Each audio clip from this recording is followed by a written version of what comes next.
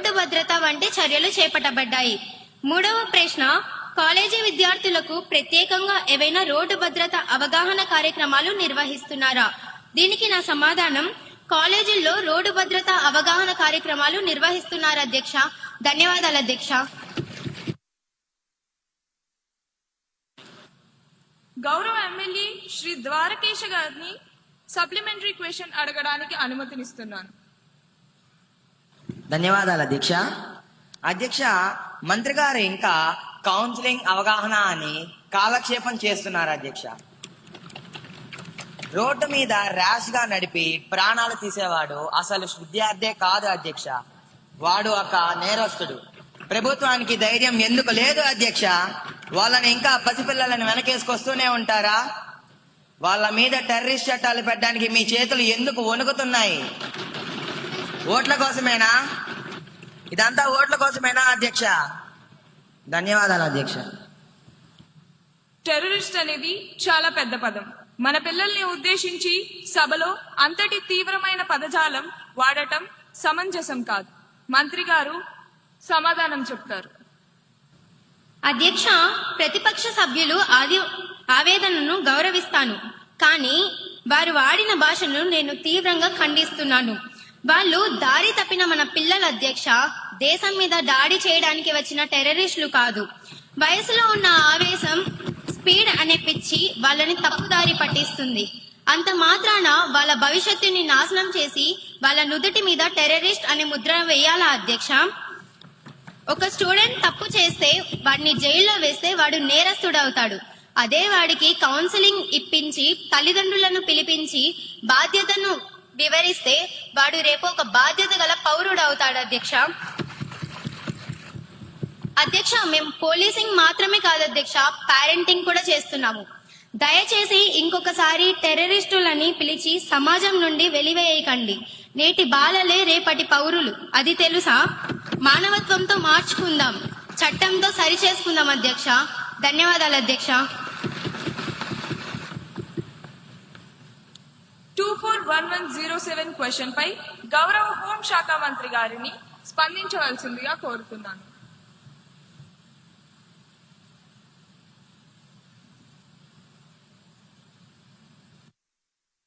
నమస్కారం అధ్యక్ష. ముందుగా నాకు ఈ ఆపర్చునిటీ కలిగించినందుకు ధన్యవాదాలు తెలుపుతున్నాను. మన ప్రతిపక్ష నాయకులు అడిగిన మొదటి ప్రశ్న, గత ఏడాది నార్కోటిక్ డ్రగ్స్ మరియు సైకోట్రోఫిక్ పదార్థాలపై సీజ్లు, పెనాల్టీలు మరియు అరెస్టులు ఎంత నమోదయ్యాయి? అధ్యక్ష, హోంశాఖ సభ్యురాలిగా నా యొక్క సమాధానం, సీజ్లు, పెనాల్టీలు, అరెస్టులు విభాగ రికార్డుల ప్రకారం నమోదయ్యాయి అధ్యక్ష. 22,366.25 కేజీల డ్రై గంజాయిని, 91.2 కిలోల యాష్ ఆయిల్ ని సీజ్ చేశాం అధ్యక్ష. అలాగే సైలెన్స్ సభ్యులందరూ కూర్చోవలసిందిగా కోరుతున్నాను.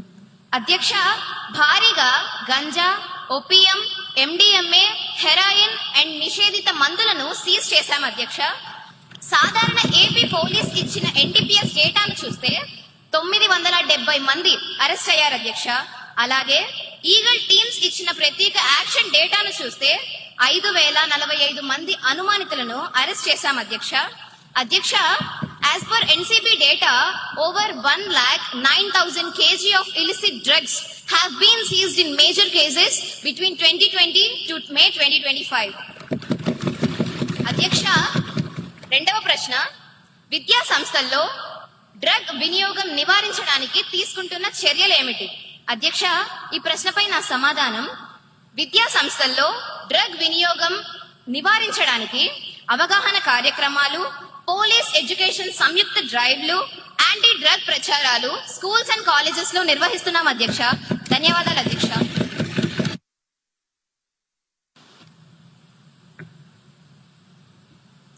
గౌరవ ఎమ్మెల్యే కుమారి మేఘనా గారిని సప్లిమెంటరీ క్వశ్చన్ అడగడానికి అనుమతినిస్తున్నాను.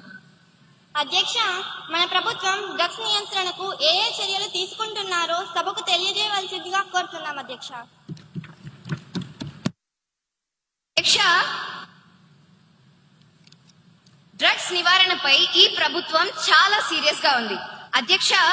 రాబోయే రోజుల్లో అవగాహన సదస్సులు ఏర్పాటు చేయడమే కాదు అధ్యక్ష, రాబోయే రోజుల్లో స్పెషల్ టీమ్స్ ఏర్పాటు చేసి స్కూల్స్ అండ్ కాలేజెస్ లో తనిఖీలు నిర్వహించి అందుకు కారణమైన వారిని కఠినంగా శిక్షిస్తాం అధ్యక్ష. అలాగే 2047 నాటికి మన రాష్ట్రాన్ని డ్రగ్స్ రహిత రాష్ట్రంగా మారుస్తామని ఈ సందర్భంగా హామీ ఇస్తున్నాను అధ్యక్ష.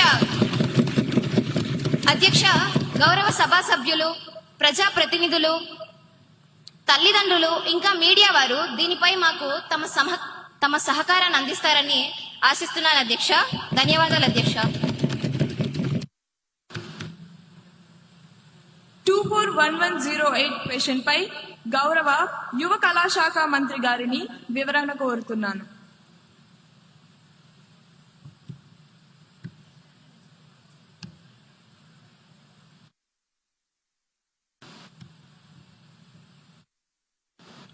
అధ్యక్ష, గౌరవ శాసనసభ్యులు అడిగిన ప్రశ్నలు. మొదటి ప్రశ్న, ఒలింపిక్స్ 2036 కోసం రాష్ట్రం ఎలాంటి కార్యక్రమాలు లేదా ప్రయత్నాలు ప్రారంభించిందా? సమాధానం, ఒలింపిక్స్ 2036 పై రాష్ట్ర స్థాయిలో పరిశీలనలు మరియు జడ్జిలు జరుగుతున్నాయి. రెండవ ప్రశ్న, ప్రారంభించి ఉంటే వాటి కోసం ఎంత నిధులు కేటాయించబడింది? సమాధానం, కార్యక్రమ అవసరాలను అనుసరించి నిధుల కేటాయింపు పరిశీలనలో ఉంది.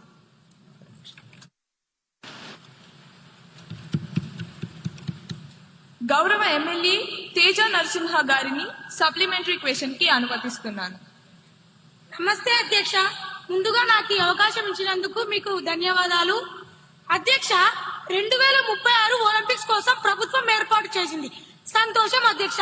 కానీ మన దేశ జనాభా ఎంత? 140 కోట్లు. కానీ వచ్చే మెడల్స్ ని వేలతో లెక్క పెడతా అధ్యక్ష. అధ్యక్ష, మన వాళ్ళు జెవెలిన్ త్రో విసరడం కన్నా ఒకరి మీద ఒకరు బురద చల్లుకోవడంలో ఎక్కువ ఎక్స్పర్ట్స్. అందుకే అధ్యక్ష, నా సలహా ఏమిటంటే ఒలింపిక్స్ కమిటీకి ఒక లెటర్ రాయండి. మన లోకల్ గేమ్స్ అయినా కోతి కొమ్మచ్చి, గోళీలాట, గిల్లి దండాన్ని ఒలింపిక్స్ లో ప్రవేశపెట్టండి. కనీసం దాంట్లో అయినా మనకు గోల్డ్ మెడల్ గ్యారంటీగా వస్తుంది. లేకపోతే మళ్ళీ అక్కడికి వెళ్లి సెల్ఫీ దిగి వెనక్కి రావాల్సిందేనా అధ్యక్ష? ప్లేయర్స్ కి ట్రైనింగ్ ఇవ్వకుండా ఈ ప్రభుత్వం ఏం చేస్తుంది అధ్యక్ష? ఆరు బయట కూర్చొని చుక్కలు లెక్క పెడుతుందా అధ్యక్ష?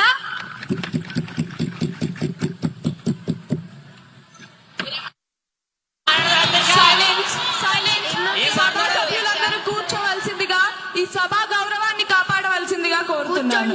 దయచేసి అందరూ కూర్చోవలసిందిగా కోరుతున్నాను. మంత్రి గారి సమాధానం.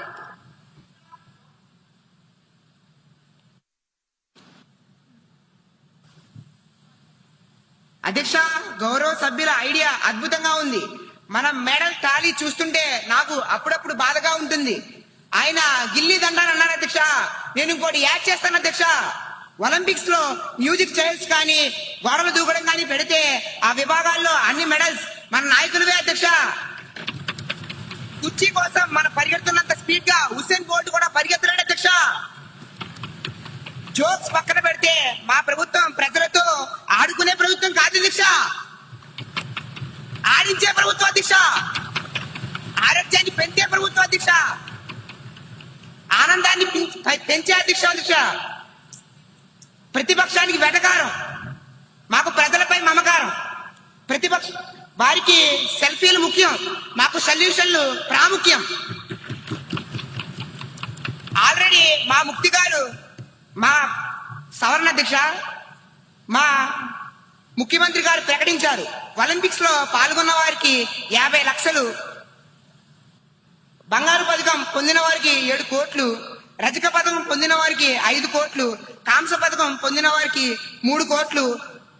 మాది మాటల ప్రభుత్వం కాదు అధ్యక్ష, చేతల ప్రభుత్వం. మన క్రీడాకారుల నైపుణ్యం గల్లీ నుంచి ఢిల్లీ వరకు, ఢిల్లీ నుంచి ఒలింపిక్స్ లో మెడల్ కొట్టే వరకు మా ప్రభుత్వానికి విశ్రాంతి లేదని తెలుస్తున్నాను అధ్యక్ష. గౌరవనీయ స్పీకర్ గారు ధన్యవాదాలు తెలుపుతున్నాను.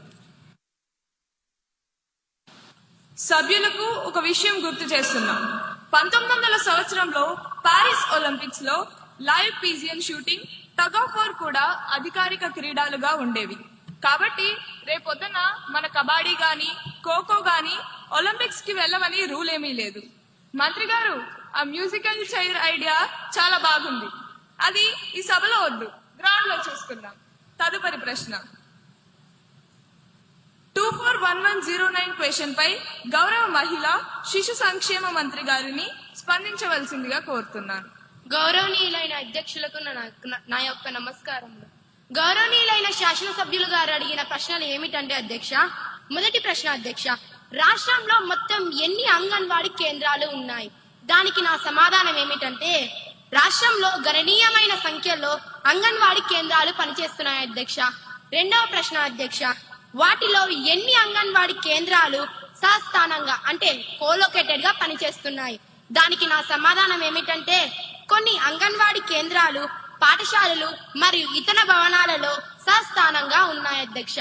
మూడవ ప్రశ్న అధ్యక్ష, సస్థాన అంగన్వాడీ కేంద్రాల మౌలిక సదుపాయాల కోసం ఎంత నిధులు కేటాయించారు? దానికి నా సమాధానం ఏమిటంటే మౌలిక సదుపాయాల కోసం మంజూరైన నిధులు ప్రణాళిక ప్రకారం వినియోగంలో ఉన్నాయి అధ్యక్ష. ధన్యవాదములు అధ్యక్ష. గౌరవ ఎమ్మెల్యే కుమారి సంధ్య గారిని సప్లిమెంటరీ క్వశ్చన్ కి అనుమతిస్తున్నాను. ధన్యవాదాలు అధ్యక్ష. అధ్యక్ష, మంత్రి గారి మాటల్లో కోలొకేటెడ్ అన్న మాట చక్కగా ఉంది అధ్యక్ష.